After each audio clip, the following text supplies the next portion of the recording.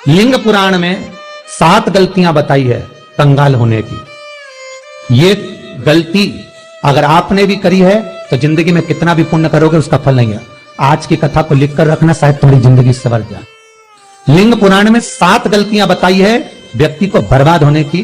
पहली गलती है, उसमें से अगर आप स्वीकार कर रहे हैं ये गलती तो समझ लो कि गलती आपने करी है। गंगा जल तो बुलवाया टैंकर भरकर, 21,000 बेलपत्र भी समर्पित कर रहे हो। आप मंदिर के अंदर बैठ गए, दर्शन करने वाला आता रहा, किसी को अंदर प्रवेश नहीं दिया। आप गंगा जल चढ़ाते रहे, आप बेलपत्र चढ़ाते रहे, आप स्वयं पूजन करते रहे, और दूसरा व्यक्ति ना जाने किस भाव से, किस रूप में आकर भगवान की सेवा करना चाहता था। पंडित जी ने आपके चक्कर में उसको जल नहीं चढ़ाने दिया, पंडित जी ने आपके चक्कर में उसको बेलपत्र नहीं चढ़ाने दिया। पहली गलती यह हो गई कि भगवान के भक्त को भगवान से दूर कर दिया गया। अब उठा लो श्रीमद् भागवत कथा।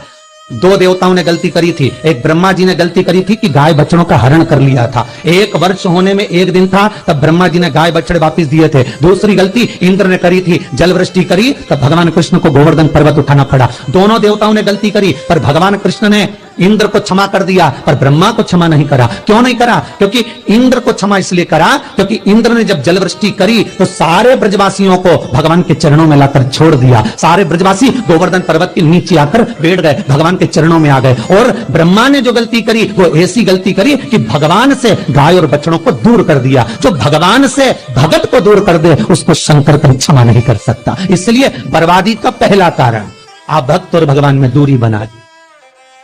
आप भक्त और भगवान की दूरी बना दी।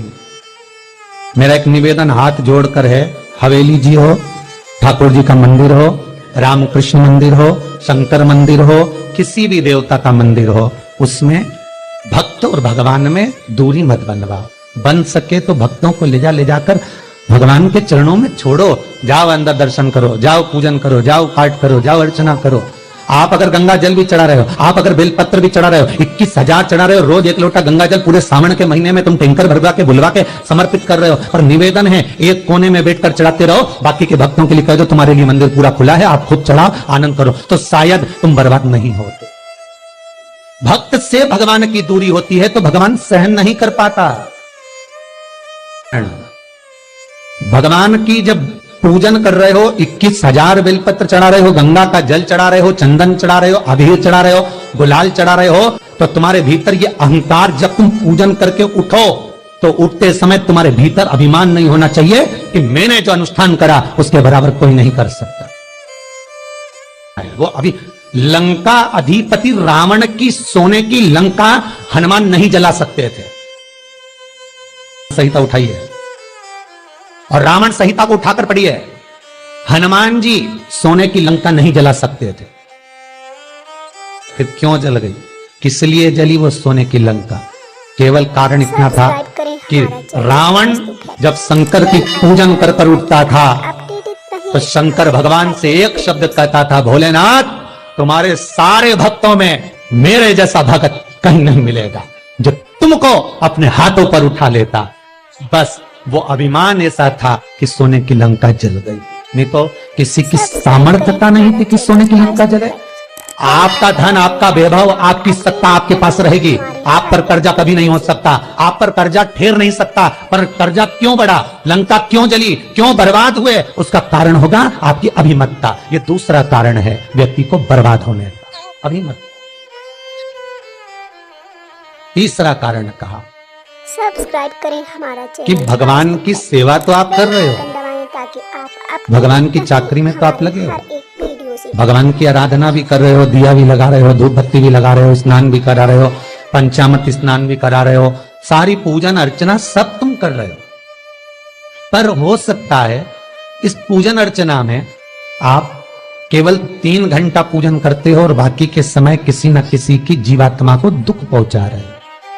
एक कथा में एक बात कही थी कि भले मंदिर में दिया मत लगाओ, भले मंदिर में जाकर धूप बत्ती मत जलाओ, भले मंदिर में जाकर भोग मत लगाओ, भले मंदिर में जाकर जल मत चढ़ाओ, कुछ मत करो, भले भगवान को नए कपड़े मत पहनाओ, भले तुम्हारी मर्जी पड़े भगवान को भोग मत लगाओ, पर शास्त्र कहता है कुछ मत करो, पर एक काम जरूर करना कि किसी के चेहरे पर प्रसन्नता ला देना तो मंदिर में दिया जलाने के बराबर होगा। किसी के चेहरे पर चमक ला देना, प्रसन्नता ला देना तो अगरबत्ती लगाने के बराबर होगा। किसी गरीबड़े के, किसी दुखी के चेहरे पर अगर तुमने प्रसन्नता ला दी तो वो भगवान को कपड़े पहनाने के बराबर होगा। मालूम पड़े तुम मंदिर में पूरी सब्जी बांटो, मंदिर में भोजन कराओ, मंदिर में सारा पकवान चढ़ाओ, और कोई तुम्हारे कारण अगर दुखी है तो तुम्हें वो सुख का भान नहीं हो सकता। तीसरा चौथा कारण है कि आप जो पाठ कर रहे हो, आप जो पूजन कर रहे हो, आप जो अनुष्ठान कर रहे हो, उसमें कुछ ना कुछ गलती जरूर हो रही है। ये चौथा कारण।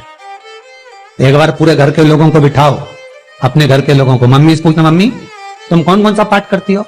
एक बार मम्मी से पूछना, फिर एक बार पापा से पूछना, पापा आप कौन कौन सा पाठ करते हो सुबह? फिर बहू से पूछना, भाभी आप कौन कौन सा पाठ करती हो? फिर छोटी दुल्हन से पूछना, छोटी दुल्हन तुम कौन कौन सा पाठ करती हो? भैया आप कौन कौन सा पाठ करते हो? आप कौन कौन सा पाठ करते हो? पूछना। जब घर के अंदर बड़ी बहू अलग तरह का पाठ कर रही है, छोटी बहू अलग तरह का पाठ कर रही है, मंजली बहू अलग तरह का पाठ कर रही है, मां अलग तरह का पाठ कर रही है, पति अलग तरह का पाठ कर रहा है, तो उसका जो प्रभाव है, कौन सी चीज कहां टकरा रही है, जिसके कारण घर में रोग इतना है कि कोई सही होने वाला ही नहीं। और वो कारण आपको दुख की ओर लेकर जा रहा है, बीमारी की ओर लेकर जा रहा है। चौथा कारण है आपका मंत्र जाप, आपका स्मरण, आपका भजन, आपका पूजन कहीं गलत चल रहा है। बेल आइकन दबाएं ताकि आप पांचवा अपडेट सूत्र रहें महाराज, हर एक वीडियो से। हमने जो दान किया, हमने जो पुण्य किया, हमने जो सत्कर्म किया, वो किस जगह पर लगा? पांचवा सूत्र है। जो आप दान कर रहे हो, सब्सक्राइब करें हमारा चैनल पास्तु फैक्ट। जो आप पुण्य कर रहे हो, सत्कर्म कर रहे हो, वो किस जगह पर लगा? ये पांचवा सूत्र। हमारे हर एक वीडियो से। फिर निवेदन करेंगे, गाय, बेटी और लक्ष्मी 50 बार विचार करना तब किसी को देना। बेटी किसी ऐसे को मत ब्याह देना जो जुआ खेलता हो, मदिरापान करता हो, मांसाहार करता हो, वेश्यावृत्ति करता हो। वो बेटी का सम्मान नहीं करेगा, बेटी रोएगी तो कन्यादान करने वाले को रोना पड़ेगा। अपडेट रहें हमारे हर एक वीडियो से। दूसरे नंबर पर गौ माता, गाय ऐसे ब्राह्मण को दान मत देना कि ब्राह्मण के घर में खुद रहने की जगह नहीं और गाय को ले जाकर तुमने दे दिया, और उस ब्राह्मण ने जब तक दूध दिया बांध कर रखा, एक तगाड़ी बाल्टी साड़ी के चक्कर में ले लिया, सोने के सींग के चक्कर में ले लिया, और बाद में वही गाय कसाई के हाथ में बिक गई और कसाई ने काटा तो बद्दुआ तुमको लगी। बेटी, गाय और लक्ष्मी, पैसा भी किसी ऐसे भिखारी के कटोरे में मत दान देना कि जिसने ले जाकर मदिरापान में लगा दिया, जुए में लगा दिया, वेश्यावृत्ति में लगा दिया। अगर जिस भिखारी के कटोरे में पैसा दिया उसने शाम को ले जाकर मदिरापान में, जुए में लगा दिया, तो लक्ष्मी रोती है कि तूने मुझे गलत जगह पर दिया है, इसलिए अब तुझे रोना पड़ेगा। तब व्यक्ति को रोना पड़े। पांचवा कारण अपनी पुस्तिका में लिख कर रखना, तुम्हारे दुख का पांचवा कारण क्या है? क्यों तुम करोड़पति से रोड़पति बन गए? तुम्हारे यहाँ पर 4-4, 5-5 गाड़ी थी, खूब वैभव था, खूब धन था, फैक्ट्रियां चल रही थी, सत्ताएं चल रही थी। भगवान शिव की कथा का छठा कारण बता, हमारे दुख का कारण छठा। सब्सक्राइब करें आदर, सम्मान में बेल आइकन दबाएं ताकि आप अपडेटेड रहें। घर के जो बड़े हैं, घर के जो बुजुर्ग हैं, घर के जो आदरणीय हैं, उनका सम्मान नहीं करता। सुंदर कहा, जिस घर में माँ बाप की इज्जत नहीं होती, उस घर में देखना कभी बरकत नहीं होती। कभी कभी नगर में, गांव में सभी का व्यापार एक साथ समाप्त हो जाता है। कभी कभी गांव में, नगर में सबका व्यापार एक साथ समाप्त हो जाता है, सबका व्यापार एक साथ ही खल्लास हो जाता है, समाप्त, सभी कर्जे में हो जाते हैं। तो समझ लेना कि उस गांव के खेड़े का देव महादेव, उस गांव का खेड़ापति भगवान शंकर, उस गांव का शिव जरूर रुष्ट हुआ, जरूर रुष्ट। उसको मनाने का प्रयास करो, जिससे अपनी नगर, अपना गांव फिर उन्नति की सीढ़ी पर चढ़ जाए।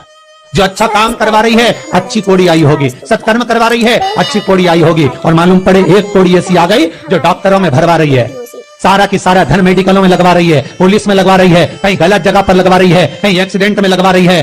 जो कौड़ी गलत जगह पर धन को लेकर जा रही है, समझ लेना कि वो कौड़ी बेकार आ गई, जो सारा का सारा बर्बाद करने में लगी हुई है। उस कौड़ी को पहचानो कि वो कौड़ी कौन सी है। 7वां कारण शिव महापुराण का, लिंग पुराण का लिख कर रखना कि एक कौड़ी ढूंढना कि वो कौड़ी कौन सी घर में आ गई जो हमें बर्बाद कर कर चली गई।